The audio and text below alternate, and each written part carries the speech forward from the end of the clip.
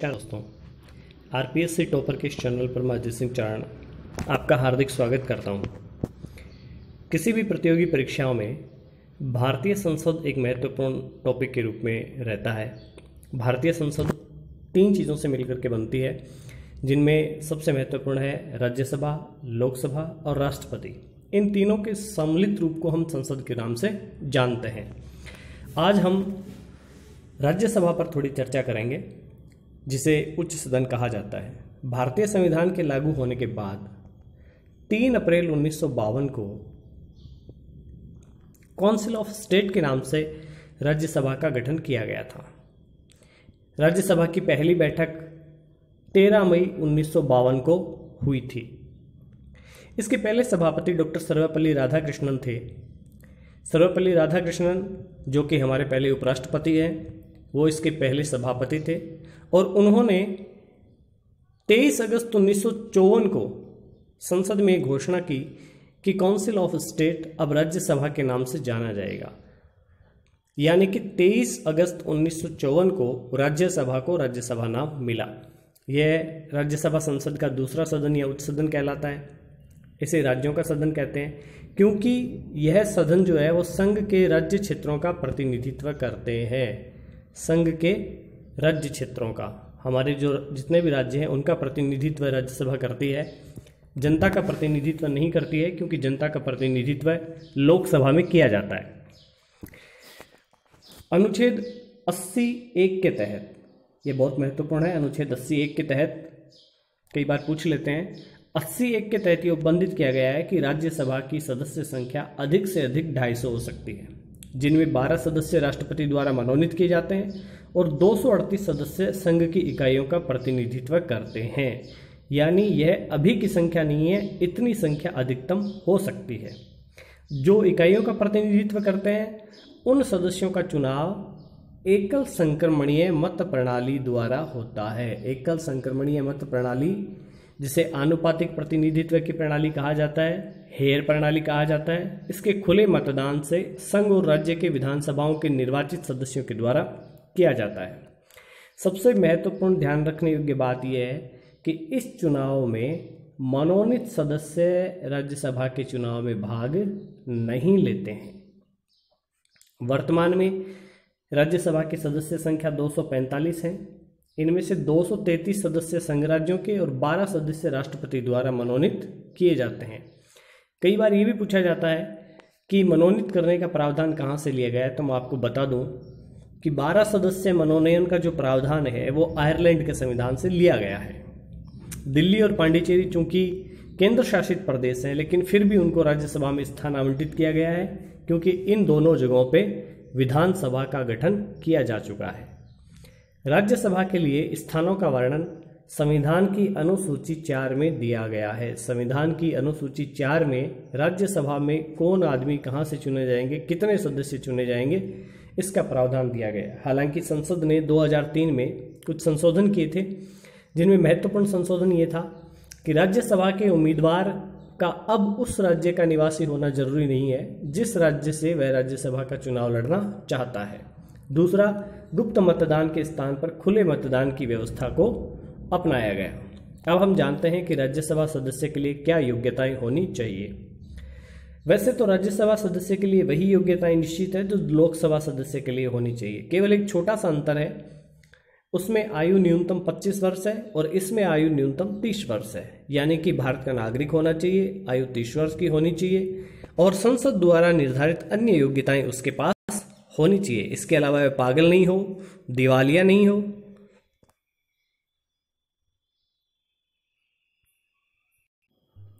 अब हम जानते हैं राज्यसभा का कार्यकाल। जिस प्रकार लोकसभा का कार्यकाल 5 वर्ष होता है, उस प्रकार राज्यसभा का कोई कार्यकाल नहीं होता है, क्योंकि अनुच्छेद 83(2) के तहत, इसे ध्यान में रखिएगा, अनुच्छेद 83(2) के तहत राज्यसभा एक स्थायी सदन है। यह कभी भंग नहीं होती है, बल्कि इसके 1/3 सदस्य यानी कि 33% सदस्य हर 2 वर्ष बाद अवकाश ग्रहण कर लेते हैं। लेकिन प्रत्येक सदस्य का जो कार्यकाल होता है वो 6 वर्ष होता है। मान लीजिए किसी सदस्य की मृत्यु के कारण या त्याग पत्र के कारण पद रिक्त होता है तो उस पद को भरने के लिए उपचुनाव करवाया जाता है। लेकिन यहाँ सबसे महत्वपूर्ण बात यह है कि उपचुनाव द्वारा चुना गया व्यक्ति उतने समय के लिए ही राज्यसभा का सदस्य रहता है जितने समय के लिए पद रिक्त हुआ है, यानी कि वह 6 वर्ष की अवधि तक सदस्य नहीं रहेगा। जैसे मान लीजिए कोई आदमी 3 वर्ष तक सदस्य रहता है, उसके बाद उसकी मृत्यु हो जाती है या उसने रिजाइन कर दिया होता है, त्यागपत्र दे दिया होता है, तो उसकी जगह जो उपचुनाव होगा उस उपचुनाव से चुनकर आना वाला व्यक्ति 3 वर्ष के लिए ही रहेगा, 6 वर्ष के लिए नहीं रहेगा। अब हम जानते हैं राज्यसभा के पदाधिकारी। राज्यसभा के पदाधिकारी 2 होते हैं, जैसे मुख्य रूप से होता है सभापति, दूसरा होता है उपसभापति। भारत का जो उपराष्ट्रपति होता है वह राज्यसभा का पदेन सभापति होता है, यानी जो भी उपराष्ट्रपति होगा वही राज्यसभा का सभापति भी होगा, वह पदेन है। उपराष्ट्रपति का पद ही अपने आप में राज्यसभा का सभापति है। उसका कार्यकाल 5 वर्ष का होता है। राज्यसभा का कार्यकाल निश्चित नहीं है क्योंकि यह तो स्थायी सदन है, इसके सदस्यों का कार्यकाल 6 वर्ष होता है, लेकिन सभापति का कार्यकाल 5 साल होता है। राज्यसभा अपने सदस्यों में से किसी भी एक सदस्य को 6 वर्ष के लिए उपसभापति के रूप में निर्वाचित करती है। यदि उपसभापति का पद रिक्त हो जाता है तो राष्ट्रपति राज्यसभा के किसी भी सदस्य को राष्ट्रपति इसके लिए नियुक्त कर सकता है और उसे अपने दायित्वों का वहन करना होगा। उपसभापति राज्यसभा के सदस्यों द्वारा बहुमत के प्रस्ताव से हटाया भी जा सकता है। उपराष्ट्रपति राज्यसभा का सभापति होता है लेकिन सदस्य नहीं होता है। कई बार ये प्रश्न भी पूछा जा सकता है कि ऐसा कौन व्यक्ति है जो सभापति तो होता है लेकिन सदस्य नहीं होता है। ये सभा का सभाध्यक्ष होता है लेकिन राज्यसभा का सदस्य नहीं है। अब हम देखते हैं सभापति के कार्य और उसके कर्तव्य क्या हैं, उसके अधिकार क्या हैं। राज्यसभा के सभापति के वही कर्तव्य हैं जो लोकसभा अध्यक्ष के हैं। आपको वही सारी चीज़ें याद रखनी है, वही सारे उसके कार्य हैं। सदन में शांति व्यवस्था बनाए रखनी है, केंद्र के सत्ताधीन व्यक्ति जो है उस से परामर्श लेकर के क्रम निश्चित करना है। ये सारी चीज़ें जो लोकसभा अध्यक्ष करता है राज्यसभा का सभापति भी करेगा, लेकिन उसे एक तो धन विधेयक के संबंध में कोई अधिकार नहीं है। इसके अलावा संयुक्त बैठक की अध्यक्षता भी राज्यसभा का सभापति नहीं करता है, लोकसभा का सभाध्यक्ष करता है या लोकसभा अध्यक्ष करता है। राज्यसभा लोकसभा की तुलना में बहुत ही शक्तिहीन सदन है, लेकिन इसकी रचना एक सहायक सदन के रूप में की गई है। इसकी शक्तियों को हम इस प्रकार जान सकते हैं। सबसे पहले है विधायी शक्तियाँ। विधायी शक्ति कहते हैं कानून निर्माण की शक्ति। लोकसभा के साथ साथ राज्यसभा भी कानून का निर्माण करती है। वित्तीय विधेयक यानी कि धन विधेयक को छोड़ करके सभी विधेयकों पर लोकसभा और राज्यसभा को बराबर शक्तियां हैं। हालांकि स्थिति यह है, व्यवहारिक रूप से सारे महत्वपूर्ण विधेयक लोकसभा में पारित किए जाते हैं, राज्यसभा में नहीं किए जाते। लेकिन साधारण विधेयक को राज्यसभा 6 महीने के लिए अपने पास रोक सकती है। इसके अलावा अनुच्छेद 108 के तहत साधारण विधेयक के संबंध में लोकसभा राज्यसभा यदि दोनों में मतभेद उत्पन्न हो जाता है तो उनके दोनों सदनों के संयुक्त अधिवेशन होता है और उसमें बहुमत के आधार पर निर्णय किया जाता है। अब हम देखते हैं वित्तीय शक्तियां। हालांकि नाम से ही वित्तीय है, वित्त शक्ति कुछ भी नहीं है राज्यसभा को। अनुच्छेद 109 के तहत राज्यसभा में धन विधेयक प्रस्तुत नहीं किया जा सकता। धन विधेयक कहाँ प्रस्तुत किया जाता है? धन विधेयक लोकसभा में प्रस्तुत किया जाता है, राज्यसभा में धन विधेयक प्रस्तुत नहीं किया जा सकता। राज्यसभा धन विधेयक को 14 दिन के लिए अपने पास रोक सकती है। वित्त विधेयक के रूप में राज्यसभा अपने सुझाव लोकसभा को दे सकती है, लेकिन लोकसभा पर निर्भर करता है कि वो सुझाव को माने या न माने। इसके अलावा संविधान संशोधन की जो शक्ति है उसमें राज्यसभा को लोकसभा के बराबर अधिकार प्राप्त है। संविधान संशोधन विधेयक में यदि किसी प्रकार की असहमति होती है तो संशोधन विधेयक अस्वीकार हो जाता है या रद्द हो जाता है। ऐसा हो चुका है। 64वां और 65वां संविधान संशोधन विधेयक जो था, जो नगरपालिका और पंचायत से संबंधित था, 1989 में राज्यसभा द्वारा पारित नहीं हुआ, इस वजह से वो रद्द हो गए थे। आपातकालीन शक्तियां, राष्ट्रपति जो आपातकाल लागू करता है उस पे दोनों सदनों की सहमति आवश्यक होती है। यदि विशेष परिस्थितियों में मान लीजिए लोकसभा भंग हो गई हो तो यह प्रस्ताव राज्यसभा द्वारा स्वीकृत करवाना आवश्यक होता है। राष्ट्रपति शासन लगाने के लिए या आप राष्ट्रीय आपात लगाने के लिए यदि लोकसभा भंग हो गई हो तो ऐसी स्थिति में उस प्रस्ताव को राज्यसभा स्वीकृत करेगी। अन्य शक्तियां जैसे मान लीजिए राज्यसभा के जो निर्वाचित सदस्य हैं वो राष्ट्रपति के चुनाव में भाग लेते हैं।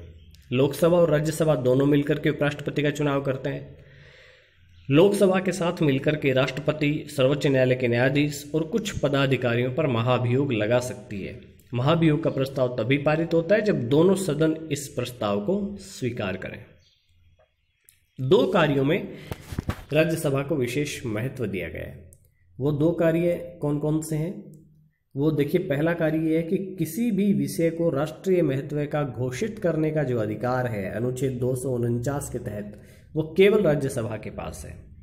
और अब तक उन्होंने 1952 में व्यापार, वाणिज्य, उत्पादित वस्तुओं की उपलब्धि और वितरण को राष्ट्रीय महत्व का घोषित किया था। इसके बाद 1986 में उन्होंने अंतर्राष्ट्रीय सीमा क्षेत्र के साथ सुरक्षा को भी राष्ट्रीय महत्व का घोषित किया था। इसके अलावा जो दूसरा था वो सबसे महत्वपूर्ण अधिकार है अखिल भारतीय सेवाओं का सृजन। ये अनुच्छेद 312 में दिया गया है। अखिल भारतीय सेवाओं का सृजन, जो नई सेवाएं हैं उनका सृजन केवल राज्यसभा कर सकती है अपने उपस्थित और मतदान देने वाले सदस्यों के 2/3 बहुमत से। 1961 में उन्होंने भारतीय इंजीनियर सेवा, वन सेवा और चिकित्सा सेवा के पद का सृजन संसद को दिया था। तो राज्यसभा के बारे में आज इतना ही।